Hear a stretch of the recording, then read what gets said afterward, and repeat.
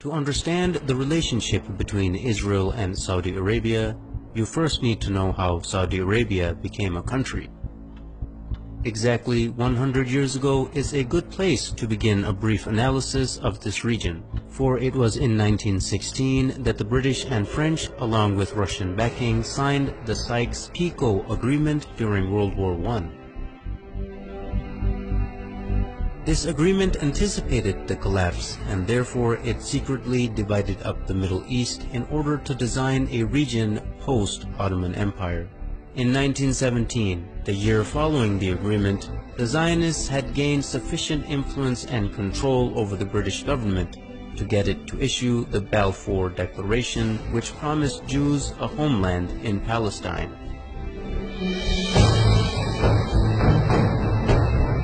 Even though the population of Palestine was at the time 85% Arab and only 7% Jewish. The defeat of the Ottoman Empire by British imperialism in World War I left three distinct authorities in the Arabian Peninsula. In the west, the Sharif of Hijaz; in the north, Ibn Rashid of Hayl; and in the east, Amir bin Saud of Najd, with his religiously fanatical followers, the Wahhabis. Britain got the most help from the Sharif of Hijaz, who led the Arab revolt against the Ottomans and helped the British defeat them. In return for his support, the British had agreed and promised him the establishment of a single Arabian country from Gaza to the Persian Gulf. After the war, however, Britain did not keep its promises. Instead, it drew up the Sykes-Picot Agreement and issued the Balfour Declaration. The Sharif was discontent with this betrayal and told the British that he would never sell out Palestine to the Empire's Balfour Declaration. He would never allow the establishment of a Zionist state in Palestine or accept the new random borders drawn across Arabia by British and French imperialists. At this point, T.E. Lawrence, famously known as Lawrence of Arabia, was dispatched to bribe the Sharif and buy his support. When this didn't work, T.E. Lawrence turned to threats, which were also echoed by the colonial secretary Winston Churchill. Both men threatened to unleash Ibn Saud and his ferocious Wahhabis on them, whom they were already arming and funding for the sake of countering the threat of Ibn Rashid of Hayl, who also stubbornly opposed the establishment of a Zionist state in the region. In September of 1921, Hayl was attacked by Ibn Saud and they could not resist the vicious onslaught.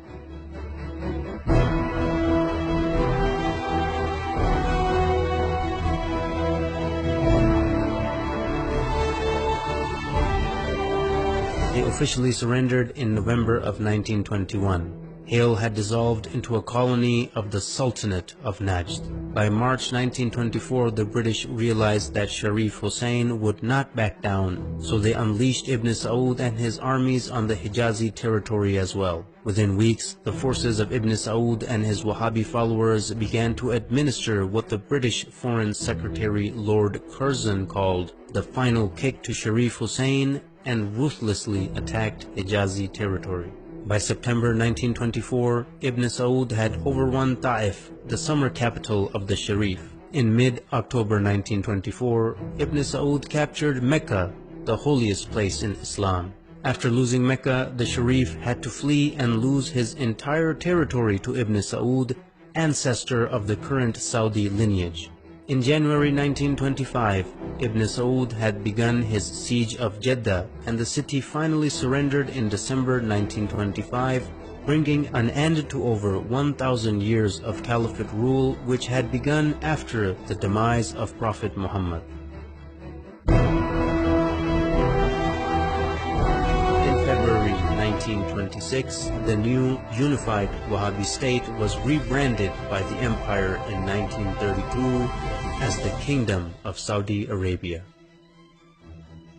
As you can see right from the start, the man who, as a matter of principle, opposed a Zionist state in Palestine was kicked out of his own land, yet the man who was willing to allow a Zionist state to be created was paid off handsomely and given an entire new country to exploit and dominate. Even today, any nation that is opposed to the legitimacy of the Zionist entity are being destroyed one by one, while the nations that support the existence of the Zionist entity, like Saudi Arabia, are being compensated handsomely for their subservience.